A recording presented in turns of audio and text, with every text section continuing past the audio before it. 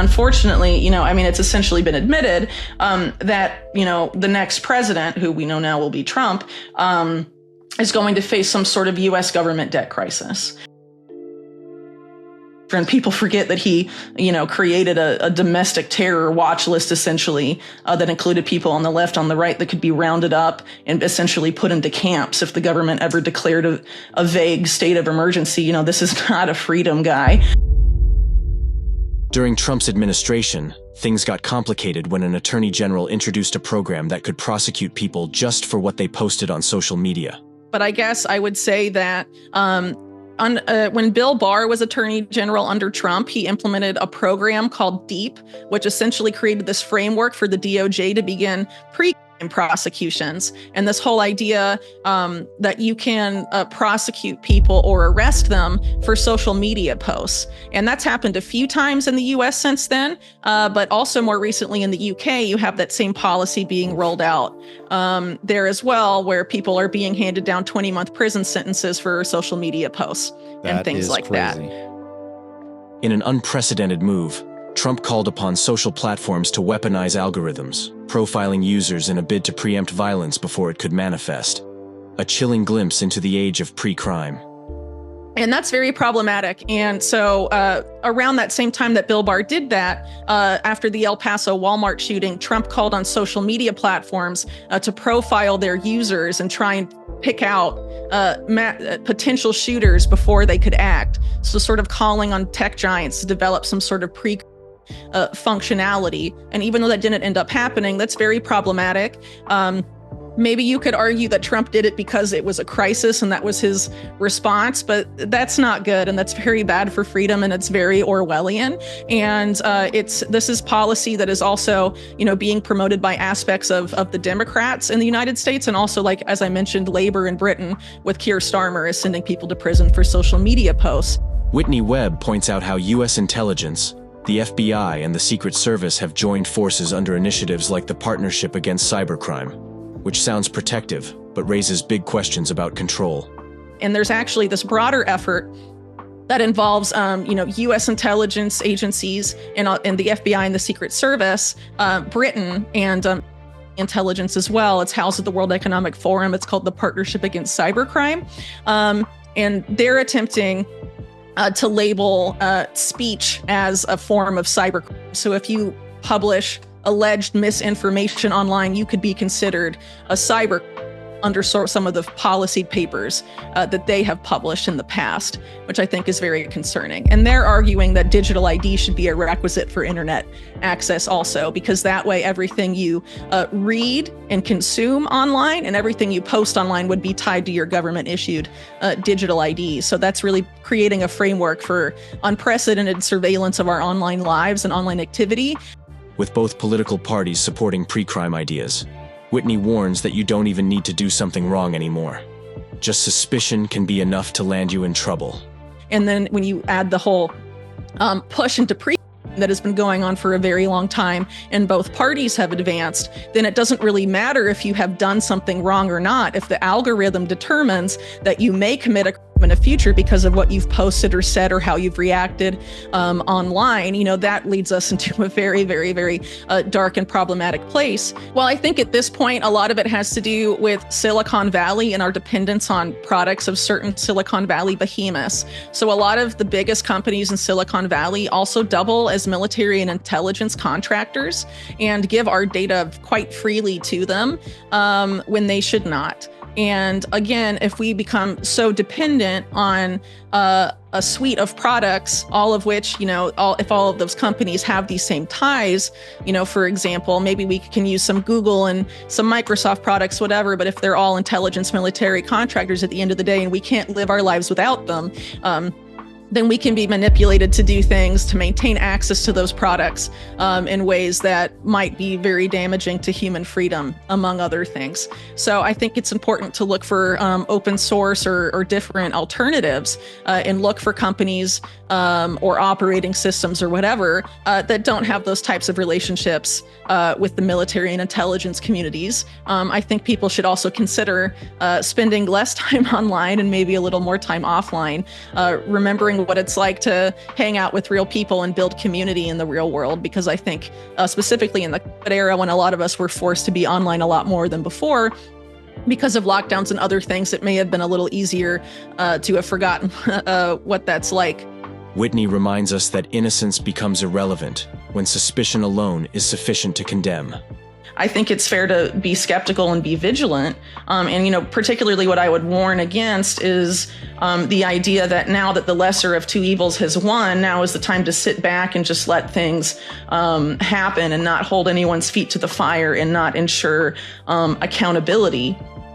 Because I think that's, a recipe for disaster, frankly, when people are complacent and too trusting. Consistently, politicians abuse that. And there's a very long track record of that happening in American politics with both parties, right? And so what I would... And what I've been saying a lot since the election is that complacency and the efforts to manufacture it are dangerous, I would say. And what I'm concerned about is that the people that were most against a lot of these efforts to undermine our freedoms, a lot of them being on the right, for example, or people that were, dissidents of the era and COVID era policies, in owners, for example, who obviously have a way to impact, the fate of the country if things were ever to get really tyrannical. If they're overly trusting of the federal government, they're more likely to be, complacent and sort of just sit back and not really do anything because they trust the person that is in power. And unfortunately, I think there's bipartisan agendas that even with in 2016, Republicans also sweep the legislature. They took the executive branch, but it didn't result in the populist platform that was necessarily promised. So I think, if people don't want to ensure that the country does go on a better track, there needs to be pushback, and people need to not just, sit back in their armchairs and trust the plan or what have you, and need to really ensure that, like I've said for a long time, since I get accused of not offering any solutions, I've said for a really long time and for many years on your show and other shows that I have long believed that change is going to come from the bottom up, not the top down, and that people need to really ensure and focus on their local communities, on local resilience, and on building out alternatives that can help us resist a lot of these technocratic, agendas that seek to micromanage and control, essentially every aspect of our lives. The growing partnership between Silicon Valley and the military isn't just business. It's creating a system where surveillance and tech are deeply intertwined. Silicon Valley and the military and intelligence really have fused operations in a lot of significant ways. And you can argue also that a lot of, intelligence agencies had early involvement in some of the biggest Silicon Valley companies as well. There's an alleged CIA involvement with the origins of Google, Oracle, and some other significant companies as well. And then, of course, you have the involvement of people like Jeffrey Epstein with Microsoft in the 1990s and some other things that haven't really been, reported on significantly, but probably should be. So I think, that's one way we could opt out and not be so dependent on particular companies that have those ties. But I think also there's a lot of other ways to be resilient, learning a skill that other people don't have that might be useful in a time of crisis, building a store of knowledge, because if internet censorship gets worse, if you have offline knowledge that will be useful to you in a time of crisis stored on hard drives when you can't access the internet, that seems like it might be helpful. Learning to grow your food or investing in someone in your community that can grow food and will grow food for you. There's a lot of different things that people can do to try and make themselves more self-sufficient, because the more dependent we are either on these companies or on the government, we do have less agency in those cases. And I think we really need to remember that we do have agency. We've been outsourcing it. We've been giving it away to other people who don't have our best interests at heart. And we as a society need to learn to take that back as much as possible. Whitney's push for the government to release hidden files, especially on cases like Epstein, highlights just how much we're kept in the dark.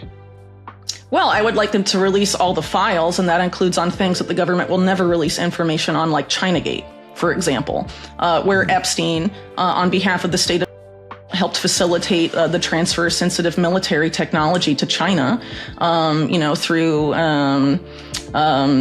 well, it was a very elaborate scheme. I've written about it in my book pretty extensively. It was really the Iran-Contra network sort of retooling themselves for the benefit of creating what Samuel Pisar, who's very close, well, Anthony Blinken's stepfather for one thing, but he was also Robert Maxwell's confidant. He talked about to Congress about that the world was turning into what he called a trans-ideological corporation, where the corporate sector of the United States was merging with the state-owned companies of the communist bloc, so China and Russia. And that's essentially what Chinagate was furthering, because a key part of creating that, of binding these state-owned companies in the communist bloc and the private sector in the West, was built around technology transfer, which is essentially what, Chinagate was about. And that, even though conservatives, are the only party, of course, that remembers Chinagate, they remember it as a campaign finance scandal, not a military a military scandal fundamentally, right? There'd have to be a lot of things that come out. And again, I don't think they're interested, and I don't think they will release information that relates to financial or any of the intelligence activities of Epstein. And I don't know. I mean, we'll see what ends up getting released. But keep in mind, when Trump campaigned in 2016, he campaigned in part, on many things, obviously. But one of them was, about sort of releasing, JFK files, which was a campaign promise that was released this time. And when it came around to it in his first term, he declined to release a significant amount of documents. Some came out, but many notable ones that people had been waiting for were not released at the last minute. Trump's circle now includes people with ties to the Reagan-Bush era, showing how power players stick around through decades and administrations. Unfortunately, I'm a little bit skeptical of that, just because of the fact that some people close to Trump, or that have backed Trump, figures from the Reagan-Bush era, for example, like Ed Meese, who was an advisor to Trump during his first term, or someone like Oliver North, who, was a key figure in Iran-Contra. And people forget that he, created a domestic terror watch list, essentially, that included people on the left, on the right, that could be rounded up and essentially put into camps if the government ever declared a vague state of emergency. This is not a freedom guy. These people have been supportive and been influential on some of the policy decisions that were made last time. And unfortunately, the Trump administration, just like all the Bush, Obama, and Biden administrations, really every administration since the new century started, have advanced the war on domestic terror, which is essentially, in terms of software, it's run by Palantir, which has, an outsized influence on the current Trump administration, as we discussed last time. And, that's very complicated because the war on domestic terror is meant to be weaponized against dissidents on both sides of the political aisle, ultimately, at the end of the day. And so, obviously, the Democrats have their plans to weaponize it against certain demographics, but that doesn't mean Trump won't be doing it either, because he's already essentially said that, anti-Semitic speech is going to be challenged, or what he deems anti-Semitic speech. But now that the definition of anti-Semitism has been expanded to criticisms of, a foreign government, not being allowed to criticize that foreign government, how far is that going to go? And what impacts is that going to have, for example, in discussing something like the Epstein case, and how would that impact, that type of viewpoint, impact what types of Epstein files are released versus other ones, The connection between Epstein and Trump raises questions that nobody seems eager to answer, controversies that should be getting more attention. A lot coming out on that. Maybe some more information on the Epstein-Clinton relationship, which is absolutely terrible. Epstein, of course, also had his own relationship to Trump that should honestly be more controversial than it probably is. While it's true they parted ways in, the mid-2000s or so, which was mainly over a competition over a Palm Beach real estate property that neither of them ended up getting, and was questionable in numerous ways. Yes, they did part ways, but that doesn't mean mean that they didn't do things of a questionable nature together before, that there weren't red flags about their relationship prior to that point in time. And, obviously Trump has a very checkered past, and a lot of his supporters, forgive that and say it's a new, that he's a new man and all of this stuff. And I don't really care what people believe, but that doesn't necessarily change, what happened, what may have happened in the 1990s or the 1980s, or, things of that nature. I don't know, sorry, I've been rambling for a while, but I would certainly like to see all of the documents come out, but the government has never done that. Will it be different this time? Given what happened with the JFK file release under Trump, again, I am skeptical. I would very much like to be wrong. Any document that comes out, I'm sure, will be helpful. But with, people like Elon Musk and Peter Thiel and people, like that relatively close to Trump, it's very unlikely that any documents implicating their connection with Epstein or that would shed light on that. Maybe they do a selective release. I'm mad at Reid Hoffman. He backed Kamala, so we'll put out more on him. I don't know. Trump faces the specter of a looming U.S. debt crisis, a test not just of leadership, but of a nation teetering on the brink of economic upheaval. And unfortunately, it's essentially been admitted that, the next president, who we know now will be Trump, is going to face some sort of U.S. government debt crisis. And of course, that debt crisis is the consequence of wildly irresponsible fiscal policy. Right. And so what I am concerned about is that there will be no accountability for that. There is a plan to use things that were meant, or at least pitched, as destroying fiat and the debt-based monetary system, will be used instead to usher in a newer version of it that, as Mark pointed out earlier, it will likely be deflationary, but only because they've stolen all of the assets and really most things of value. So at that point, they do want a deflationary system because they have hoarded all of the wealth, and they don't want their wealth to inflate away now that they hold almost all of the cards, right? And so, what concerns me there then is the stable coin play, as we said it for, a long time. Stable coins have the potential to be just as programmable and surveillable as a CBDC could be. And the Fed and the national security community, meaning, the CIA, among other agencies,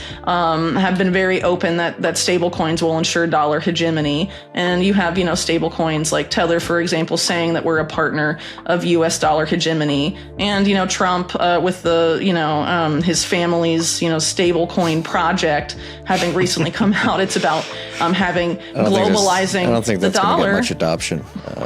Well, no, maybe not that necessarily, but it shows that the intent is to globalize the dollar and essentially use dollar stablecoins, not that aren't necessarily directly issued by the U.S. government, but will be regulated by it, to become, essentially a de facto world currency. That's essentially the push. And, it's essentially been happening relatively quietly for some time in economies that are dramatically unstable and have been made unstable by entities like the IMF, for example, which, the U.S. military refers to the IMF as a financial weapon of military power of the United States government. Whitney says it's smarter to be overprepared than caught off guard in a world that feels more unpredictable every day. Well, I feel a little weird making these kind of predictions because obviously no one knows exactly what's going to happen. But I think it's better to be over-prepared than under-prepared. That's just my personal opinion. And I know not everyone feels that way, but at the very least, as someone that lives in South America, I've talked to a decent amount of people from Argentina that lived through the economic collapse there in 2001. And a lot of what I've heard is that mental preparedness is very, very important. So maybe you don't have the resources to really prep or prepare for some sort of major crisis, but you can think through at least what you would do and have some sort of plan if things do get bad. Because when people don't have any sort of plan at all or any sort of framework with how to deal with any significant crisis, they panic, and people tend to make poor decisions when they are in fear and panicking, right? So I think there's a whole spectrum of, how much you could prepare or how little. And really, regardless of your economic means, there's something everyone could do to be a little more prepared. But at the end of the day, whatever crisis comes, however bad it is, the solution from the government or, its private sector partners is going to be increased surveillance and increased control over our lives. And if you do not want that, you should become as self-sufficient as you possibly can with you and your community, because it's very likely that whatever the next crisis is, the solution that will be offered is going to come with a lot of caveats to it.